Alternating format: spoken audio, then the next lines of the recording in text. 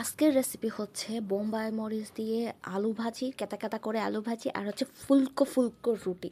তো এই যে দেখেন কি পরিমাণে বোম্বাই মরিচ দিতেছে, আর আর রুটি দেখছেন মানে এত সুন্দর ফুলছে। তো এই রেসিপি আপনার সাথে শেয়ার করবো। তো এখানে গরম জলের ভিতরে লবণ দিয়ে ফুটাইয়া এর ভিতরে আটা দিয়ে দিতেছে আর নাড়া দিতে হবে, একদম সুন্দর করে নাড়া দিয়ে থাকতে হবে।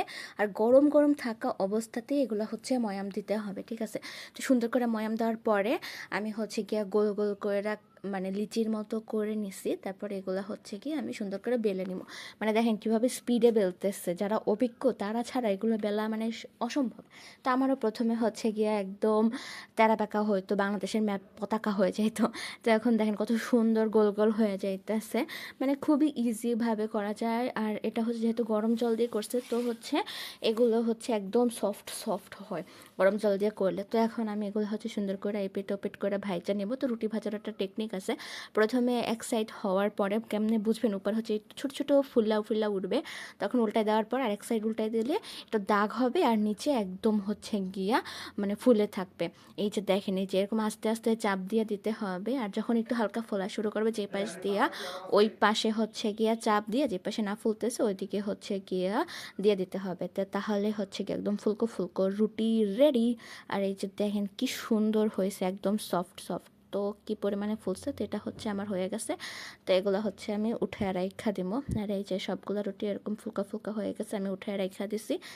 আর হচ্ছে দেখেন, তো এরপরে হচ্ছে আমি আলু ভাজি করে নিব। তো কড়াইয়ের ভিতরে সরিষার তেল দিয়ে দিছি, জিরা, কালো জিরা দিয়ে দিছি, আর এরকম করে আলু কেটে নিচ্ছি। বেশি চিরি চিরি করি নাই, একটু মোটা মোটা করেই কাটছি। তো এগুলো সুন্দর করে দেওয়ার পর এর ভিতরে আমি হলুদের গুঁড়া দিয়ে দিব, আর সামান্য পরিমাণ লবণ দিব, মানে যতটুকু দরকার আর কি। একটু লাড়া দেওয়ার পরে একটু যখন ভাজা ভাজা হবে, তারপরে আমি এর ভিতরে অল্প পরিমাণ জল দিয়ে দিব। জল দেওয়ার পর একটু নাড়াচাড়া দিয়ে তারপরে হচ্ছে একদম বোম্বাই মরিচ দিয়ে দিব।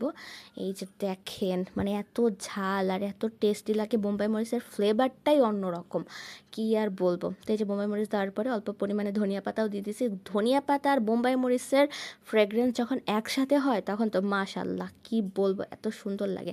আর এত সুন্দর চিরি চিরি করে কাইটা দিয়ে দিছে। দেখেন আমার আলু ভাজা রেডি। আর এখন খাওয়ার পালা। তো আর রুটিগুলো দেখেন কি পরিমাণে সফট হয়েছে, মানে মুখে দিলেই গইলা যায় এরকম একটা অবস্থা। তো এত সময় সাথে থাকার জন্য ধন্যবাদ। আশা করি ভিডিওটা আপনাদের ভালো লাগবে।